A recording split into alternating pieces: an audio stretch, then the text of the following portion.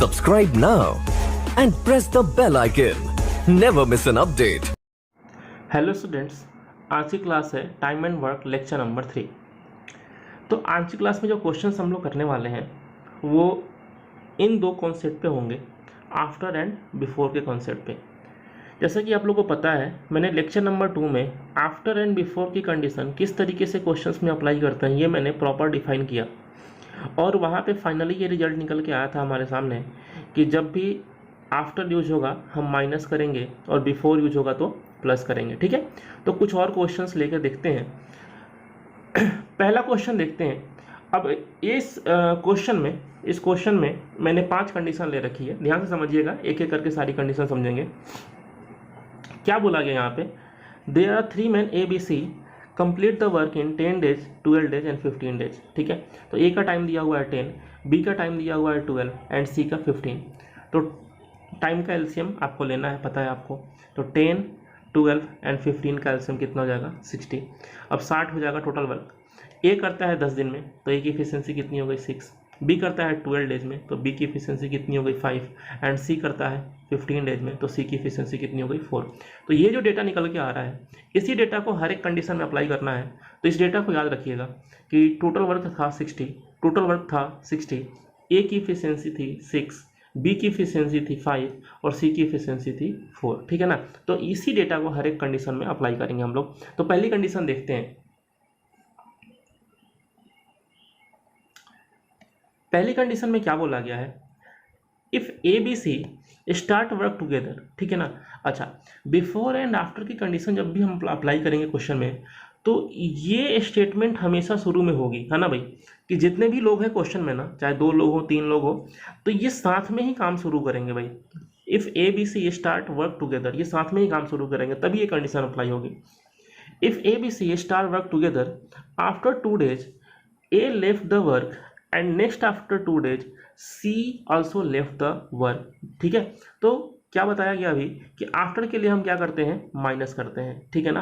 अब देखो total work क्या था, 60।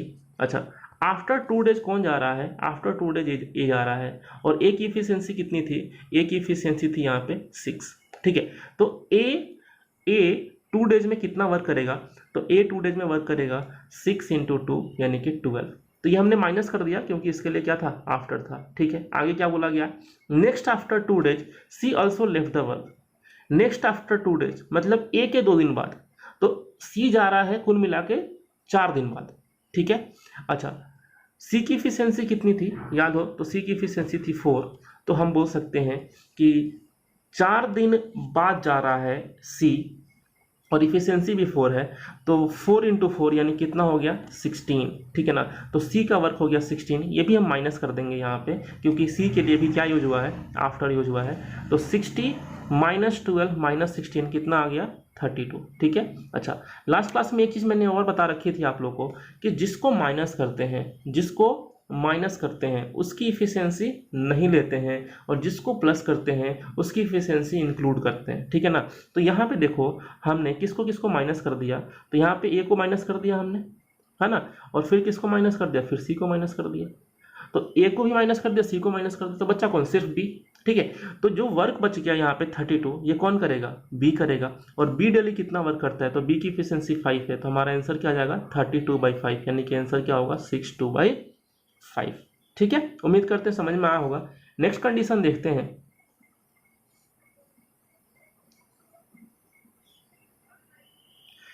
नेक्स्ट कंडीशन, डेटा वही इस्तेमाल करना है क्वेश्चन में, याद हो तो टोटल वर्क था 60, ए की इफिशियंसी थी 6, बी की इफिशियंसी थी 5 और सी की कितनी थी, 4। देखिए क्या बोला गया है, फिर से वही बात है, A B C start the work together, है ना, तो ये लाइन हमेशा शुरू में होगी।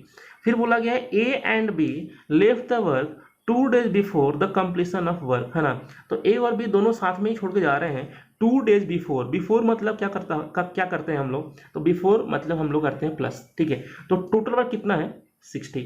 ए एंड बी, तो ए की इफिशियंसी कितनी है, 6, 2 days बिफोर जा रहा है, तो 6 × 2 हम क्या कर देंगे, प्लस, क्योंकि बिफोर यूज हुआ है, और बी भी जा रहा है 2 days बिफोर, तो बी की इफिशियंसी कितनी है क्वेश्चन में, 5, तो 5 × 2, बी भी बिफोर है, बी के लिए भी बिफोर है, तो हम प्लस कर देंगे यहाँ पे।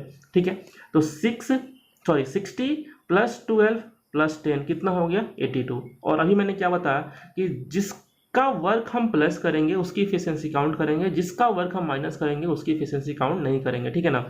तो देखो यहाँ पे आपने ए का प्लस किया है और किसका प्लस किया है आपने, बी का भी प्लस किया है, सी का भी गया नहीं है, यानी यहाँ पे ए बी सी तीनों की इफिशियंसी आपको लेनी है। आपको पता है ए की इफिशियंसी कितनी है 6, ए की इफिशियंसी 6 है, बी की है 5 एंड सी की कितनी है 4। तीनों की इफिशियंसी जब आप ऐड कर देंगे तो हो जाएगा 15। तो जो वर्क आया है 82 ये कौन करेगा, तीनों मिलकर करेंगे और तीनों की इफिशियंसी है 15। तो हमारा आंसर क्या होगा 82/15, यानी कि डायरेक्ट आंसर आ गया 57/15, ठीक है।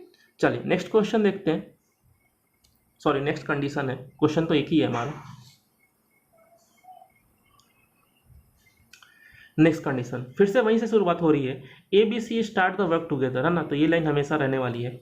फिर इस यहाँ पे क्या बोला गया है, A left the work 2 days before, A left the work 2 days before the completion of work and B left the work 3 days before the completion of work, ठीक है ना। चलिए तो यहाँ पे भी बिफोर यूज हुआ है, तो टोटल वर्क कितना था 60 था।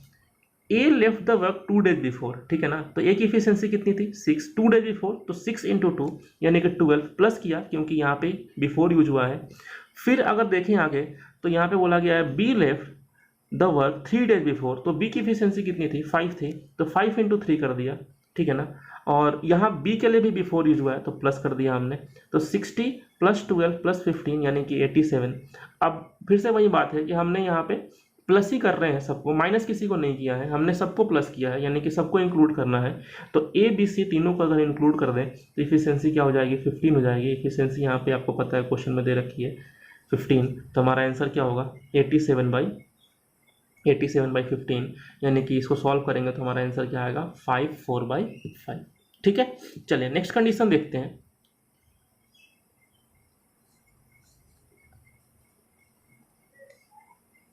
नेक्स्ट कंडीशन, ठीक है, फिर से वही बात है, A B C start the work together but A left the work after 2 days and B left the work 1 day before the completion of work, ठीक है ना।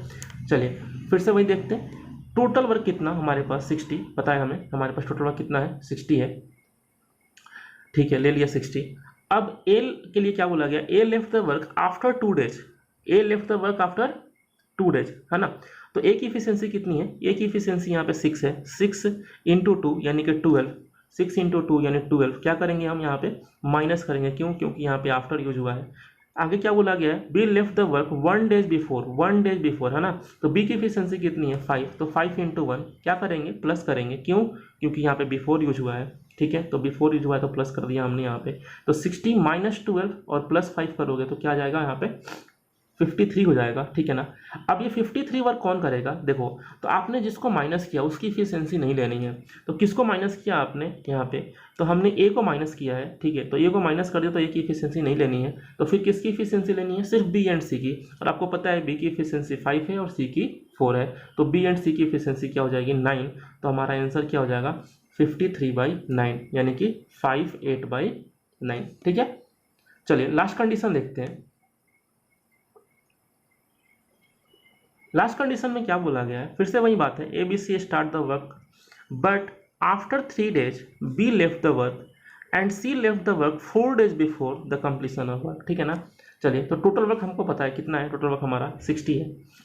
पहले कौन जा रहा है, पहले जा रहा है ए लेफ्ट द वर्क, है ना, आफ्टर 3 days, तो ए की इफिशियंसी कितनी है 6, 3 days आफ्टर जा रहा है तो 6 × 3 करेंगे, तो 6 × 3 किया, आफ्टर है तो हम क्या कर देंगे यहाँ पे, आफ्टर है तो माइनस कर देंगे, कर दिया माइनस, ठीक है। आगे देखो, आगे बोला गया है C left the work 4 days before, है ना, तो सी की इफिशियंसी कितनी है, सी की इफिशियंसी 4 है और 4 days बिफोर है, तो 4 × 4 कितना हो गया 16, और बिफोर है तो प्लस करेंगे, तो प्लस कितना हो गया 16, तो 60 - 18 + 16 कितना हो गया 58। अच्छा, जिसको माइनस किया उसकी इफिशियंसी तो नहीं लेनी है, तो यहाँ भी हमने किसको माइनस किया है, ए को माइनस किया है, यानी कि ए की इफिशियंसी नहीं लेनी है, तो फिर किसकी इफिशियंसी लेनी है बी एंड सी की, और बी एंड सी की इफिशियंसी क्वेश्चन में पता है हमें कितनी है 9, तो हमारा आंसर क्या हो जाएगा 58/9, यानी कि 64/9, 9 डेज। ठीक है, तो ये एक ही कंडीशन में हमने एक ही क्वेश्चन में हमने 5 अलग अलग कंडीशन लेके देखा कि हर एक कंडीशन कितनी जल्दी हम सॉल्व कर पा रहे हैं। ठीक है ना, तो उम्मीद करते हैं आप लोगों को समझ में आया होगा।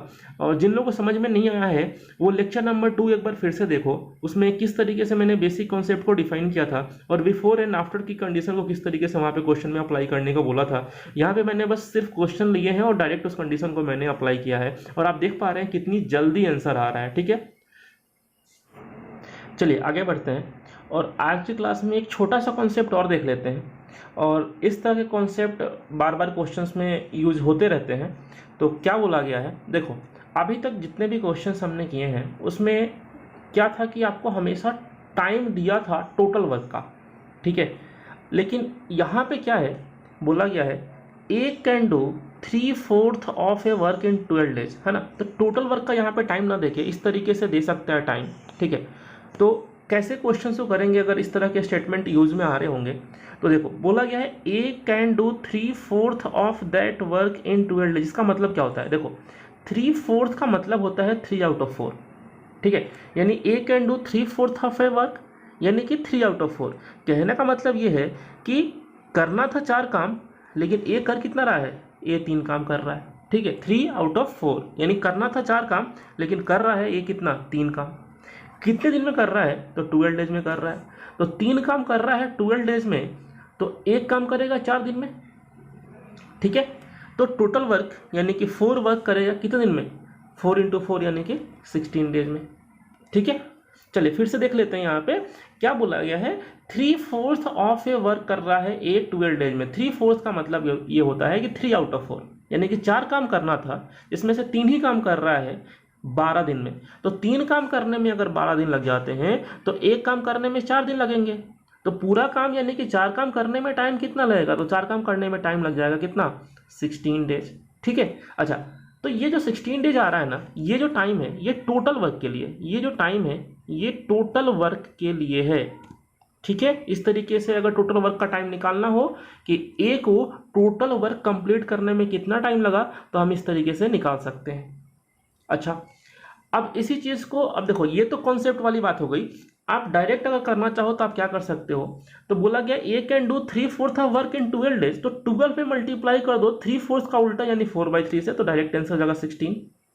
ठीक है, फिर से देखिए क्या बोल रहा हूं मैं, 3/4 वर्क कर रहा है 12 डेज में, तो टाइम यानी 12 है ना, तो 3/4 है तो उसका उल्टा कर दो, तो 4/3 का मल्टीप्लाई कर दो कितनी जगह 16। ठीक है, लेकिन ध्यान दीजिए कॉन्सेप्ट पे ध्यान दीजिए, ये रटने वाली चीज हो गई। ठीक है, तो रटना नहीं है, कॉन्सेप्ट पे ध्यान देना है। चलिए, तो हमें ये पता लग रहा है कि A can complete total work in 16 days. इस क्वेश्चन में क्या पूछा गया है, in how many days A can do 1/5 of that work. ठीक है ना, तो भाई टोटल वर्क कंप्लीट करने में 16 डेज लग रहा है, तो 1/5 वर्क करने में 1/5 टाइम लगेगा, यानी कि टाइम कितना लगेगा 16/5 यानी कि 3 1/5 डेज। ठीक है, चलिए इसी कॉन्सेप्ट पे एक और क्वेश्चन करते हैं।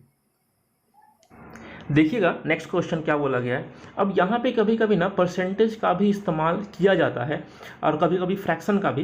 एक्चुअली परसेंटेज को आपको फ्रैक्शन में चेंज करना होगा। ठीक है, तो ये परसेंटेज का पार्ट है। जिन लोगों ने पढ़ा है अच्छी बात है, जिन लोगों ने नहीं पढ़ा है, जो यहाँ पे मैं बताने वाला हूँ बस उतना ध्यान रख लेना, बाकी हम लोग परसेंटेज में पढ़ेंगे। क्या बोला गया इस क्वेश्चन में, A can do 75% of that work in 12 days. यानी कोई काम है उसका 75% ए कंप्लीट करता है 12 डेज। ठीक, 12 डेज में, है ना। तो 75% को अगर हम फ्रैक्शन में चेंज करें तो ये कितना आता है 3/4, है ना। ये कितना आता है 3/4। फिर से वही बात हो गई प्रीवियस क्वेश्चन में जो हमने लिया था। 3/4 का मतलब क्या होता है, 3 आउट ऑफ 4, यानी कि ए को 4 काम करना था लेकिन 3 ही काम कर रहा है, और 3 काम करने में कितना टाइम लग गया 12 डेज। तो 3 काम करने में 12 दिन, तो एक काम करने में 4 दिन, और एक काम करने में अगर 4 दिन लग गया समय, तो टोटल वर्क यानी 4 वर्क करने में कितना टाइम लगेगा 16 डेज। तो हम बोल सकते हैं कि A can complete total work यानी कि 100% वर्क इन 16 डेज। ठीक है, उसी तरीके से यहाँ पे एक और स्टेटमेंट बोला गया है, B can do 62.5% of that work in 20 days. अब देखिए बी 62.5% करता है। और 62.5% कितना होता है 5/8। जिन लोगों को नहीं पता है 62.5% 5/8 कैसे होता है, तो 62.5 को 100 से डिवाइड करना, उसको सॉल्व करना, तो 5/8 आ जाएगा। वैसे आपको ये डायरेक्ट याद रखना होता है कि 62.5% कितना होगा 5/8। ये हम परसेंटेज में डिस्कस करेंगे। तो 5/8 का मतलब क्या हुआ कि ए कंप्लीट करता है 5 आउट ऑफ 8 वर्क। कितने दिन में 20 डेज में। तो आप बताओ कि 5 वर्क करने में 20 डेज लग गए, तो 1 वर्क करने में 4 डेज लगेंगे, तो टोटल वर्क यानी कि 8 वर्क करने में कितना टाइम लगेगा, 8 वर्क करने में यहाँ पे टाइम कितना लग जाएगा 32। ठीक है, तो हम यहाँ पे देख पा रहे हैं कि ए को टोटल टाइम जो लग रहा है वो 16 डेज का लग रहा है, और बी को जो टोटल टाइम लग रहा है वो कितना लग रहा है 32 डेज का। ठीक है, तो ए को टाइम 16 लग गया, बी को 32 लग गया। 16 और 32 का एलसीएम निकालोगे तो 32 ही आएगा। इफिशियंसी निकालिएगा तो ए की इफिशियंसी 2 हो जाएगी और बी की इफिशियंसी क्या हो जाएगी 1 हो जाएगी। क्वेश्चन में क्या पूछा गया है, in how many days A and be together complete the work. अब देखिए दोनों मिलके अगर हम काम करें, दोनों मिलके काम करें तो डेली कितना काम करेंगे, डेली 3 काम करेंगे। काम कितना करना है 32, तो कितना टाइम लगेगा, तो टाइम लगेगा 32/3, यानी कि आंसर क्या हो जाएगा 10/2/3। ठीक है ना। अच्छा, यहाँ पे एक काम और कर सकते थे, जैसा कि हमने ही बताया था आप लोग को कि 75% मतलब कितना होता है, 75% मतलब 3/4 होता है ना। और 3/4 काम करने में ए को टाइम कितना लगा था 12 डेज। तो 12 को जो है ना 12 को वो मल्टीप्लाई कर दो किससे 3/4 का उल्टा, यानी कि 4/3 से, जो कि मैंने अभी बताया था। तो इसको सॉल्व करोगे तो भी ये वाला टाइम जो है, ये वाला टाइम ये डायरेक्ट निकल जाएगा, ये वाला टाइम। ठीक है, उसी तरीके से आप बी के लिए भी कर सकते हो।